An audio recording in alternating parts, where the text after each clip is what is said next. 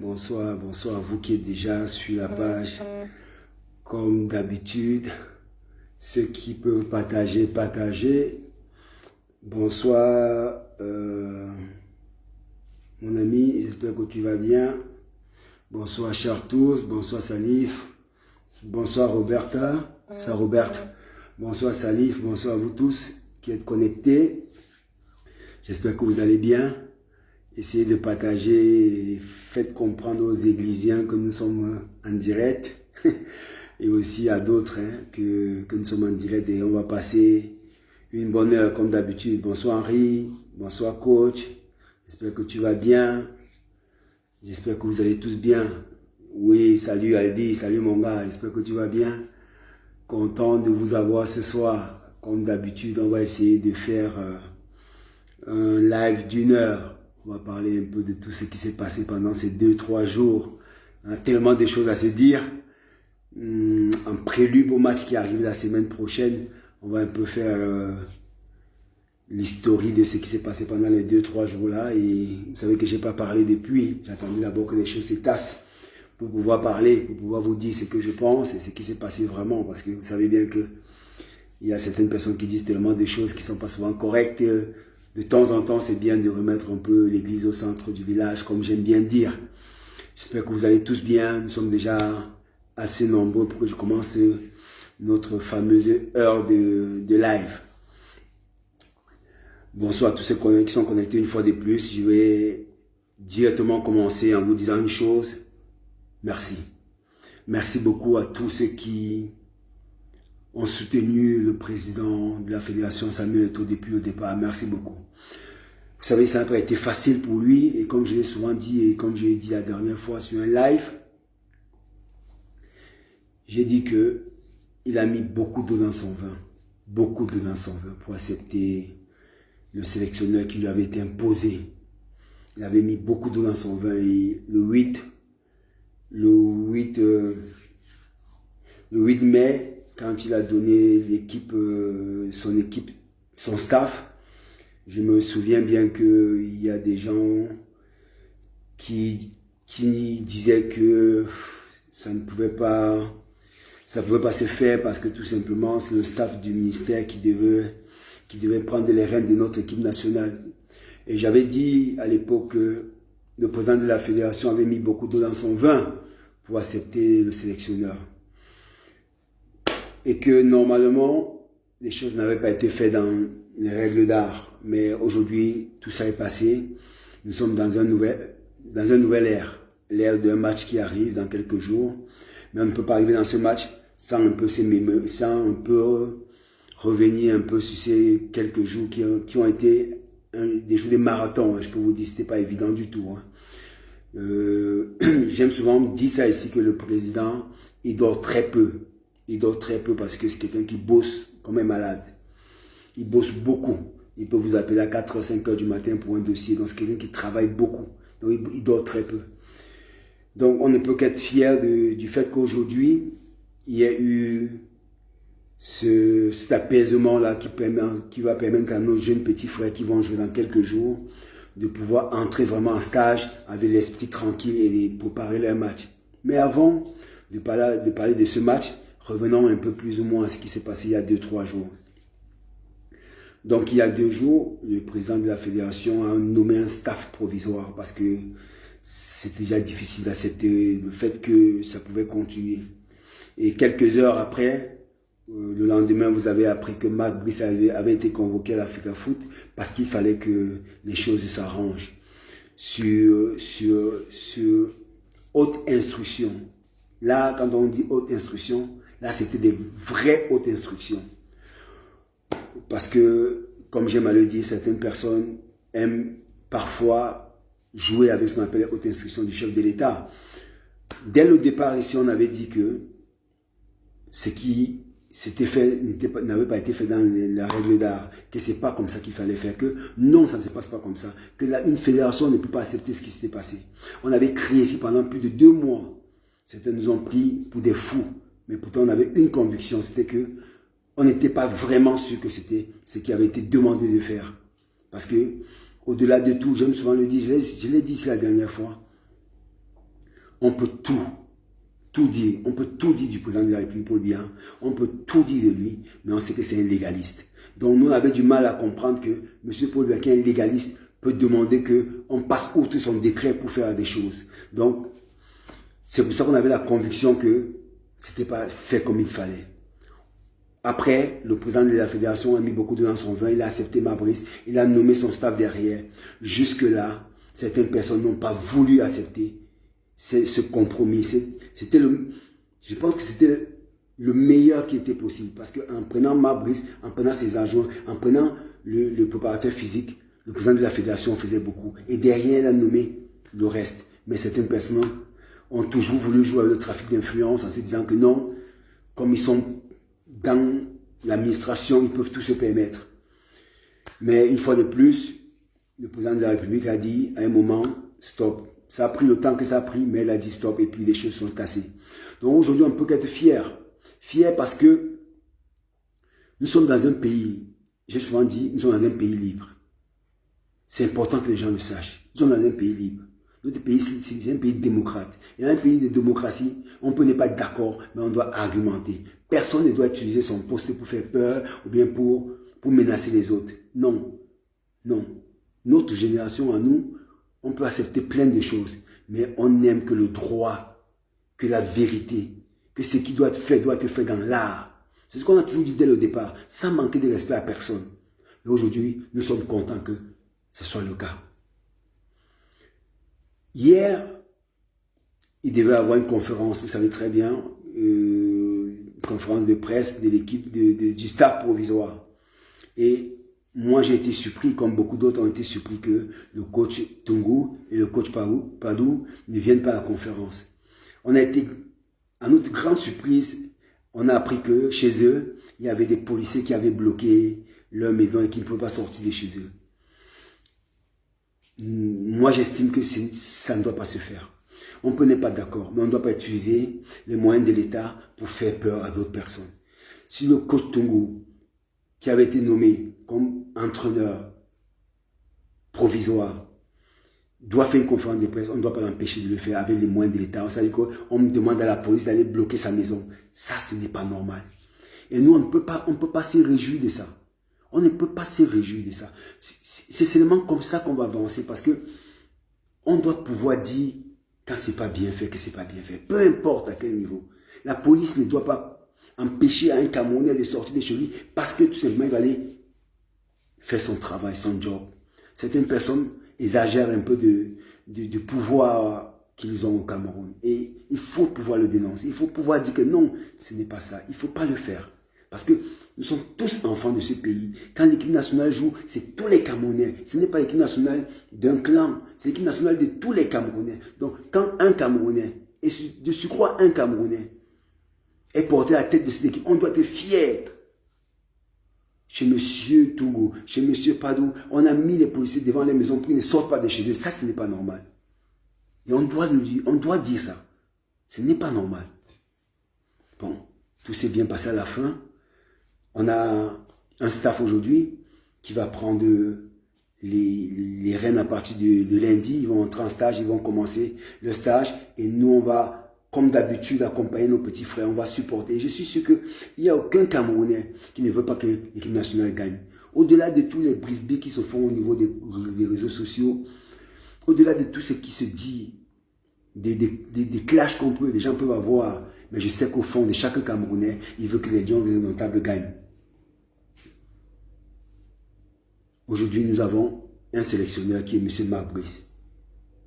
Moi, comme beaucoup d'autres, on n'a pas été d'accord de ce choix. Mais aujourd'hui, on l'accepte parce que le papa a décidé que ce soit le cas. On l'accepte. Et parce que le président de la fédération l'a mis à la tête de l'équipe nationale du Cameroun. On l'accepte et on accompagne du mieux qu'on peut. Parce que ce qu'on veut à la fin, c'est la victoire des Lions indomptables. Donc, on va accompagner M. Babris, son équipe, M. Tungu, M. Padou et tout le reste. On va les accompagner de la meilleure façon qu'on peut. Certains vont faire dans les prières, certains vont faire en allant à l'entraînement, certains vont faire en étant proche d'eux, les accompagner, donner les conseils à nos petits frères pour qu'ils fassent le meilleur d'eux-mêmes, qu'ils donnent le meilleur d'eux-mêmes. C'est ce que moi et certains d'autres nous allons essayer de faire. Mais je tenais, c'est pour ça que j'ai insisté sur le fait que chez M. Tungu et chez M. Pagou, on a mis les policiers. Je tenais à rappeler ça et dire surtout à nos grands frères que aujourd'hui vous êtes au pouvoir. Demain peut-être vous ne serez plus au pouvoir. Mais quand vous ne serez pas au pouvoir demain, si quelqu'un se comporte de la même façon, nous allons toujours décrier parce que ce n'est pas normal. Ce n'est pas normal. La démocratie veut que chacun soit libre d'aller et de venir, d'exercer son métier, sans que certaines personnes profitent de leur position pour faire le trafic d'influence. Et je l'ai souvent dénoncé ici. Et le faire, ce n'est pas manquer de respect à qui que ce soit, non. Mais c'est dire que cette méthode doit changer. Au Cameroun, il y a une nouvelle génération, il y a des jeunes qui ont envie de bosser. Et M. Pagou comme M. Tungu veulent travailler. L'équipe nationale, c'est leur pays, c'est leur patrie, c'est tout ce qu'ils ont de plus cher. Même gratuitement, ils vont le faire. Et on ne peut pas les empêcher de le faire. Et merci beaucoup au président de la Fédération camerounaise de football, une fois de plus, qui, vous avez vu hier, et je suis toujours surpris, les Camerounais, ils aiment souvent, comment je vais dire, ils aiment toujours essayer de prendre ce qui est positif et rendre négatif. Vous avez très bien écouté le président de la Fédération hier, pendant ce moment qui était un moment magnifique. J'adore ce moment dans cette petite salle avec plein de journalistes, avec le président de la Fédération, Marc Brice, le conseiller du ministère et tout le reste. C'était une magnifique image. On a chanté l'hymne national à la fin, c'était magnifique. Et son discours, il a bien dit, je commence d'abord par demander pardon au peuple camerounais parce que le comportement que j'ai eu l'autre jour, c'était un comportement, il y a eu beaucoup d'émotions. Certaines personnes ont pris ça à changer pour dire, il a demandé pardon à Marc Brice, peu importe. Et même s'il avait fait à Marc Brice, ça prouve à quel point c'est un grand monsieur. Parce qu'il peut reconnaître qu'il est allé un peu trop loin, il demande pardon.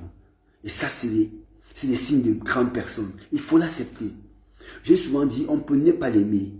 Mais quand vous êtes près du président Samuel Eto'o, et vous voyez comment ce monsieur est un acharné du travail, vous voyez comment il se donne pour ce travail, vous dites, non, pour ce monsieur, je peux prendre une balle, parce que je vois ce qu'il fait. Donc nous qui avons la chance d'être auprès de lui, quand on vous le dit, et que certains nous disent, ah, vous faites ça parce que vous attendez qu'il vous donne quelque chose, c'est pas vrai. On dit ça parce qu'on voit ce qu'il fait. Allez un peu voir à la fédération, voyez tous ces gens qui travaillent autour du président de la fédération, ils vont vous dire la même chose. Ils ne dorment pas. Il peut appeler un de ses conseillers à 4h, 5h du matin pour dire, le dossier là est comment? Parce qu'il aime le travail bien fait.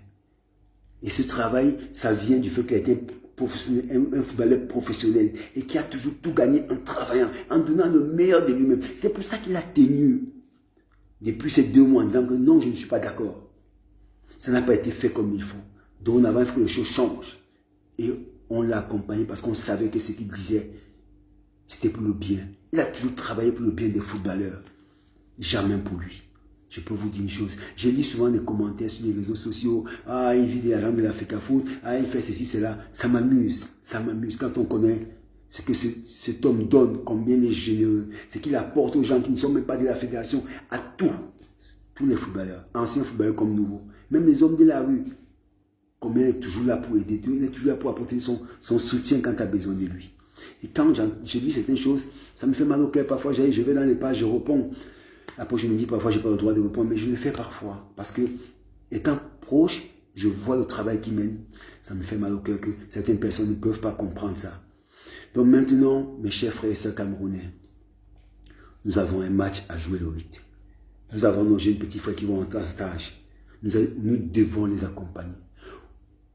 Oublions le côté on est pour, on est contre. Ça peut nous amuser dans les réseaux sociaux, mais maintenant le moment est venu qu'on se serre les coudes et qu'on travaille et qu'on accompagne nos petits frères. Chaque partie d'un Camerounais est dans cette équipe nationale. Chaque partie d'un Camerounais est dans cette équipe nationale. Parce qu'on aime tous notre équipe nationale. Parce que moi j'ai eu la chance de porter ce maillot et jusqu'à aujourd'hui je vois l'amour que certaines personnes me donnent, me rendent dans la route. Souvent les gens me disent, ah Bernard, tel match que tu as joué, je me souviens, je me rappelle le but que tu as marqué. Ça veut dire qu'à ce moment-là de sa vie à lui, j'ai apporté quelque chose et je suis heureux. Et je suis heureux. Donc à partir de lundi, l'équipe nationale du Cameroun, au Mundi, prend ses quartiers et commence son stage. Monsieur Marc Brice, il va donner le meilleur de lui-même. C'est la première fois qu'il va entraîner une équipe nationale. Je peux vous dire, entraîner une équipe nationale, ça n'a rien à voir avec un club. C'est compliqué, c'est difficile. Il y a des égos, il y a des humeurs, il y a ceci là qu'il faut pouvoir faire travailler ensemble. Et ce n'est pas facile. Et nous, s'il a besoin, on va l'accompagner du meilleur possible. La meilleure façon possible, on va l'accompagner.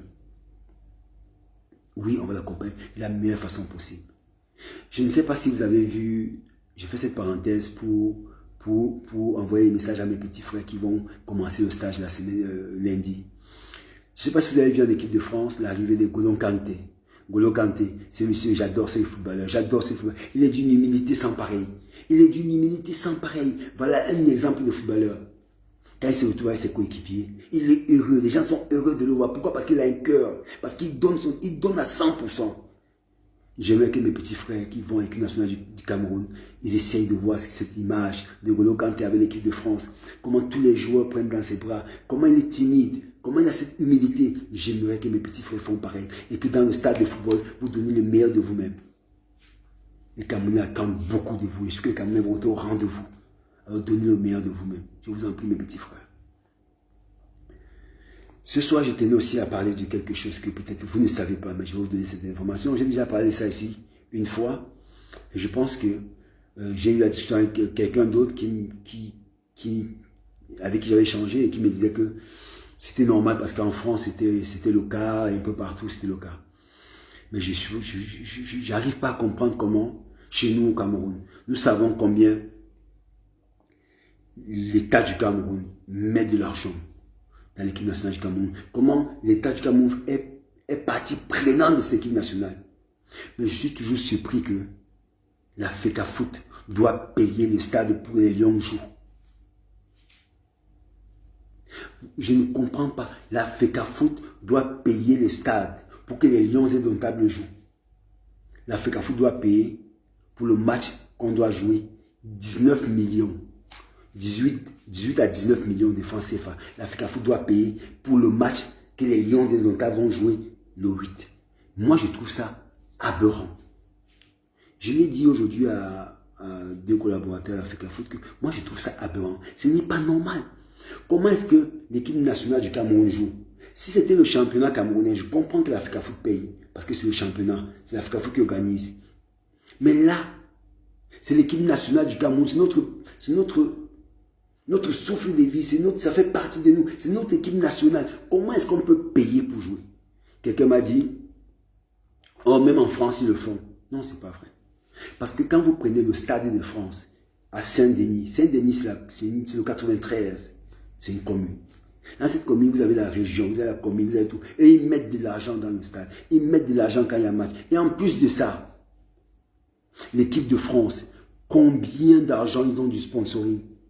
Ils ont une manne financière énorme. Donc c'est normal qu'ils peuvent payer le stade pour jouer. Mais nous au Cameroun, la fédération a combien d'argent de sponsors? S'il faut payer le championnat, s'il faut payer les équipes, s'il faut payer... Et en plus, vous venez payer, payer le stade pour que l'équipe nationale joue. Est-ce que vous vous rendez compte? 18 à 19 millions, la fédération doit payer pour que l'équipe nationale joue. On va me dire, c'est normal, ils vont vendre des billets, ils vont faire des... Non, ce n'est pas normal. Parce que même quand la FECAFOOT vend des billets et tout, et vous savez très bien que dans cette vente des billets, il y a au moins 15 à 20% des billets qui sont donnés gratuits. Invitation des ministres, invitation des hauts fonctionnaires, invitation... Ces gens-là peuvent payer, mais ils ne payent pas, ils sont toujours invités. Et alors, on demande à la fédération de payer 18 à 19 millions pour jouer.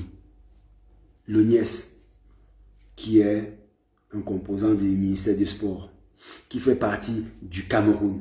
On demande aux Lions indomptables du Cameroun de payer un stade où ils jouent. Moi, je trouve que ce n'est pas normal et je le dis souvent, très souvent, je le dis encore aujourd'hui. Je demande aux Camerounais d'essayer de comprendre. Nous sommes chez nous au Cameroun. Nos Lions indomptables vont jouer. On demande de payer le stade où ils jouent chez nous. Si c'était ailleurs, j'aurais compris. Si c'est une équipe tchadienne qui vient jouer au Cameroun, on les fait payer, c'est normal. Si la Centrafrique vient jouer au Cameroun, on demande de payer, c'est normal. Mais comment on peut demander aux propres Camerounais qui jouent dans les propres stades de payer le stade? Moi, c'est un combat que je mène. C'est un combat que j'aimerais que beaucoup de Camerounais portent. Tous ces gens qui sont sur les réseaux sociaux, qui critiquent le président de la fédération matin, midi et soir, qui racontent comment il est venu à l'équipe nationale du Cameroun pour bouffer l'argent de la FECAFOOT. Est-ce que vous savez ça, qui paye le stade pour quand les Lions jouent? J'ai dit la dernière fois, c'était 23 millions payés à Garoua. 23 millions de francs CFA. Là, ça va être 18 à 19 millions. Vous pensez que l'argent là sort d'où? Après, vous allez venir dire qu'il bouffe l'argent de la FECAFOOT. Vous êtes sérieux? Est-ce que vous trouvez ça normal que les Lions aient un payé pour jouer au Cameroun? Vous trouvez ça normal? Moi, je trouve que c'est pas normal. C'est pas normal. Alors, nous devons interroger cet organe qui s'occupe des stades, l'ONIES. Nous devons interroger M. Bell et sa compagnie. Nous devons interroger le ministre des Sports. Nous devons interroger l'État du Cameroun pour dire que non, peu importe. Non, l'État du Cameroun met l'argent paye les primes, paye ceci, cela. Mais comment un stade de football, la fédération peut payer? Et après, vous voulez venir, les prérogatives de la fédération, vous voulez vous accaparer de ça. Nomination d'un entraîneur, c'est vous qui voulez faire. Nomination de coordonnateur, c'est vous qui voulez faire. Nominateur, vous voulez nommer tout. Et après, vous voulez que la FECAFOOT paye les stades. Mais, je me pose la question de savoir, est-ce qu'on se rend même compte dans notre pays ce qu'on est en train de faire? Est-ce qu'on se rend compte? J'ai lu sur les réseaux sociaux, mais bon, je pense que c'était un fake document par rapport à un voyage d'un footballeur, où on disait qu'il y a un billet d'avion qui coûte 12 millions et tout et tout. J'ai rigolé, c'était un fake, mais j'ai rigolé, parce que je pense qu'il y a certaines personnes qui ne savent pas. À une époque, je vais vous raconter une anecdote, hein. Ça c'est une anecdote. À une époque, quand je jouais, je vous parle des années 97, 98, 99. À l'époque, les joueurs payaient les billets et on leur remboursait l'argent. Donc vous imaginez, tu payes ton billet et quand tu viens au Cameroun, tu donnes la facture et on te rembourse ton argent. Il y a un footballeur, à l'époque, qui joue au Mexique. Vous allez peut-être connaître, je ne donne pas son nom. Parce que celui-là, il me sort un peu de partout, mais je ne donne pas son nom. Il jouait au Mexique à l'époque. Et je peux vous dire, il avait pris un billet du Mexique en passant par le Guatemala, je ne sais pas quoi. Quand il est arrivé au Cameroun et qu'il a donné le reçu, il avait une facture de plus de 12 à 13 millions. Je vous parle de l'époque, hein, 97-98, un joueur à l'époque. Et cette époque-là, c'est le moment où tu payais ton billet, on te remboursait. Donc il y avait des abus. Les footballeurs faisaient des abus, tout le monde le savait. Il y a des gens qui jouaient en France, ils prenaient un billet d'avion en passant par le Gabon, je ne sais pas quoi, où, pour arriver à l'équipe nationale, ils gonflaient la facture. Tout le monde savait ça. Aujourd'hui, on voit des gens qui... Peut-être à l'époque, il n'y a pas encore des réseaux sociaux, donc on n'en parlait pas. Mais je peux vous dire aujourd'hui, un garçon qui est aux États-Unis, qui vient jouer à Yaoundé, son billet d'avion peut faire 10 millions. C'est possible. Ça, croyez-moi. C'est pas une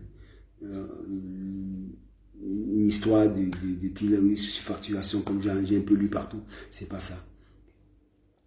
Donc, je tenais à vous dire une chose. Non, je vois, c'est pas Alphonse Tchami. Alphonse Tchami n'avait pas ce... Et puis Alphonse Tchami n'a même pas joué au Mexique. Alphonse Tchami a joué en Argentine. C'était notre joueur, un avant-centre. Un avant-centre. Et vous connaissez très bien. Donc, j'ai pas envie de parler de lui. Donc, je disais, je répétais encore une fois de plus que notre équipe nationale nous appartient, nous tous Camerounais. On doit mener ce combat. Et je demande à tous ces gens qui ont les blogueurs qui ont des pages, allez vous renseigner, allez poser la question, demandez pourquoi, oui c'est ce nom-là, demandez pourquoi l'équipe nationale du Cameroun, la FECAFOOT doit payer pour que l'équipe nationale joue. Posez la question à cette fédération. Vous qui êtes blogueur, vous qui aimez toujours titiller, attaquer le président, vous qui faites les pages tout le temps, quand je dis vous, je parle de Paul Chouta, je parle de Boris Berthold, je parle de Chance Lyon, je parle de Valsero, tous ces gens-là, je vous appelle. Posez la question pourquoi le Cameroun paye le stade. Pourquoi la FECAFOOT paye pour jouer au stade. Posez la question. J'aimerais que vous le fassiez. J'espère que vous allez le faire. Et c'était un peu notre soirée. Vous savez que moi, je fais tous mes lives. Ils ne sont pas très longs, ils sont un peu courts parce que je n'ai pas trop envie de dire des choses. J'ai des choses à dire, mais je n'ai pas envie parce qu'il faut toujours rester mesuré. Mais comme je vous disais, vraiment, aujourd'hui, tout va mieux. à la fédération camerounaise. L'équipe nationale marche comme il faut. On a un match à jouer dans quelques jours. Soutenons notre équipe nationale et faisons en sorte que nos petits frères donnent le meilleur demain. Merci beaucoup pour ce moment d'échange. Oui, c'était ce joueur. Vous savez déjà lequel joueur. Le dernier commentaire de Ludovic, c'est vraiment ce joueur. C'est lui qui avait fait ces trucs-là. Et aujourd'hui, j'entends les grandes leçons, j'en donne les leçons aux gens, et lui, il est parmi, ça m'amuse. Mais en tout cas, je tenais un peu à vous dire merci beaucoup parce que vous avez vraiment été énorme avec le président de la fédération. S'il pouvait le faire, il vous dira merci. Vous avez été énorme. Merci beaucoup pour tous ceux qui l'ont soutenu.